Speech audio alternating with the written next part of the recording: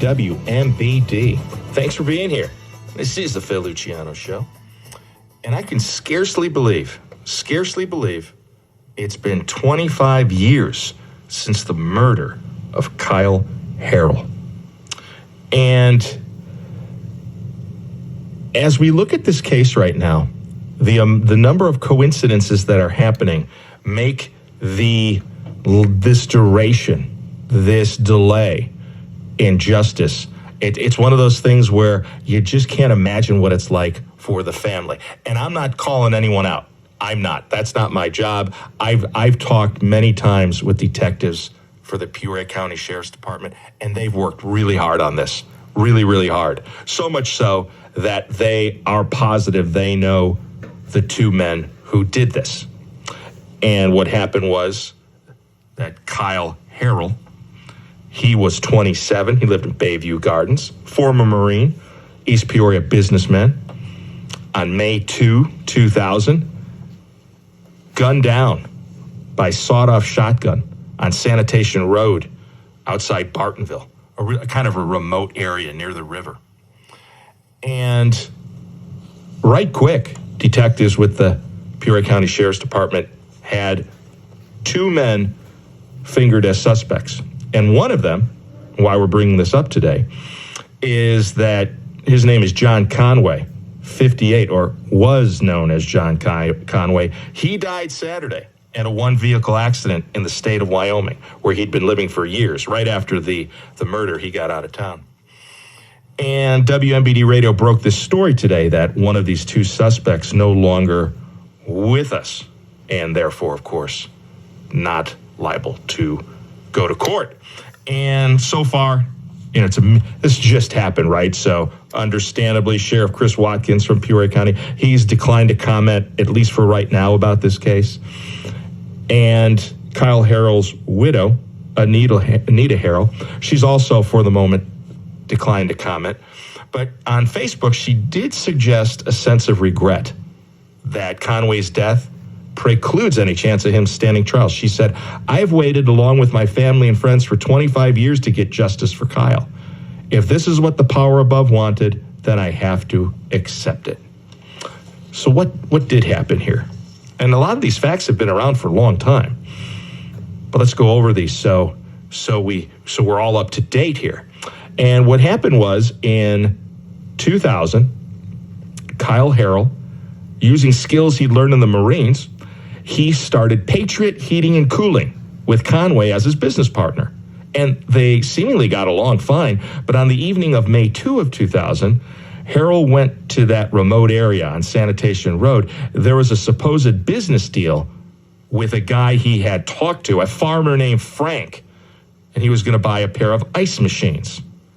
Instead, Harrell shot twice with a shotgun, once to the face, the other to the chest. The next morning, he was found by county detectives out there, and they found out that Frank never existed. And evidence that police later found showed the deal was a ruse. And they said it had been arranged by Conway and his cousin, a fellow by the name of Daniel Mays, lived in Peoria at the time. Why? Well, the best motive seems to be the fact that, this is according to some civil court documents, that Conway and Harrell had taken out six-figure life insurance policies in each other's names. And if one or the other died, the other would get control of the business. And so that was pointed to as a possible motive. And that's not even scratching the surface of the evidence that police have. And it's very deep. And again, this case has gone on for 25 years, and I've had the privilege of talking to the detectives over the years, and it's like, wow, you got a lot of stuff here, a lot of proof. Here's just a couple things. Police, about a week after the murder, they were over by the McNaughton Bridge in Pekin along the Illinois River, and they found a sawed-off shotgun and shotgun shells. The serial numbers had been ground off that weapon, but police traced it to a relative of Conway's. And that relative said, "Oh yeah, I bought it in 1996, but I gave it to Conway." Also, police seized boots from May's residence. The soles of those boots, They matched shoe impressions left at the murder scene. Now, you might be saying, why didn't this go to court? Why didn't it at least go to a grand jury? I know that in 2002, Kevin Lyons, then the state's attorney, said essentially that we don't want to blow it. We don't want to blow it. He said there's something worse than not charging someone, and that is to charge the offender and have a lifetime of regret if the person is acquitted. And I can certainly understand that reticence. You want to make sure the suit, the criminal suit, the criminal charges are solid, right? But that was in 2002. 23 years have gone by. There were a couple of civil suits that Kyle Harrell's widow filed, and one was in Peoria County, and this was against Daniel Mays, and he never answered any of the legal complaints. He just never showed up. So a judge said two things. One, well, Mays is the shooter. Daniel Mays is the shooter.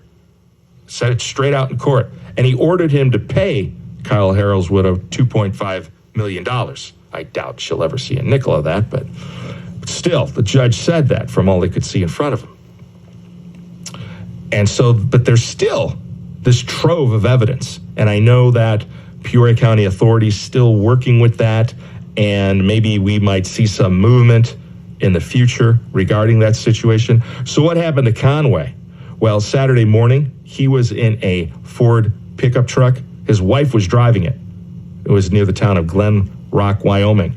And the pickup lost control, veered into the media, overcorrected, flipped onto its side. Conway, not wearing a seatbelt, died. The other two passengers survived. Mays, he reportedly lives in Hawaii. Couldn't reach him. And Kyle Harrell, well, he's buried at Spring Bay Cemetery.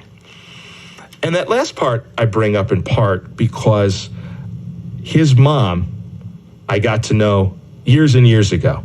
I remember talking to her in 2012. Eula Harrell, what a spitfire. What a spitfire. She would visit her son's grave every day, sometimes at night too, like in the day and the night. And she then was 73 years old. She told me, I talk to him. I tell him I'm trying to get justice. I know he hears me. And Kyle had to grow up without his dad. His dad died of a heart attack when Kyle was only 3 years old. And his mom said this about that situation. She said, when he was a boy, I knew I was there for him, but I wasn't there the night when he got hurt. She's talking about the murder, of course. I'm so sorry I wasn't there to protect him, and I'm so sorry he didn't get to have his life. I'm so sorry he didn't get to raise his daughter. And I know logically we say, well, of course she couldn't have protected him. How could that happen? But hey, that's a mom, right? That's a mom's heart. I protected him when he was a little boy. I wish I could have protected him when he was 27 years old. And at the time, as I mentioned earlier, his daughter was 2. Kyle lost his dad when he was 3. And she had to grow up without a dad just like Kyle did. And she said, I can't give up. I can't let them get away with murder. And as we mentioned earlier, for so long, these two suspects have been known publicly. And Eula Harrell, like I said, is a spitfire. And she had run-ins with these two guys. So in Pekin, she had a chance encounter with Conway. She saw him on the street. And she had a thick set of keys in her hand. And she cupped her palm over him, made a fist, slugged him right in the face. And she said, I got in a good blow. And she wasn't making this up. She got charged with felony battery. The case was later dismissed. But yeah, she popped him one good. Later on, while driving, she spotted Mays, the other suspect. And he was walking down the street. She was in her car. She punched her accelerator. And she went after him. And maybe lucky for her, he managed to scurry away, because you'd hate to think what would have happened if she had hit him in terms of her getting arrested or anything like that. And I remember talking to her about this, and of course, like any other person would, my heart went out to her, I mean, certainly I wanted justice for the case itself, but certainly for this 73-year-old woman who just was aching aching at what happened to her son. And she so badly wanted to see this go to trial. And she put it to me, she said, if we lose, so what? Do I go to my grave not knowing? She did. She died in 2020 at age 81. And again, I'm not calling out anyone with the Peoria County Sheriff's Department. They've been working hard. They've been pushing for this case for a long time. And I'm hoping that at least with one of these suspects, the one who's still around, that someday there will be justice in a court of law. Ken Zierski, how about the roads? We're seeing south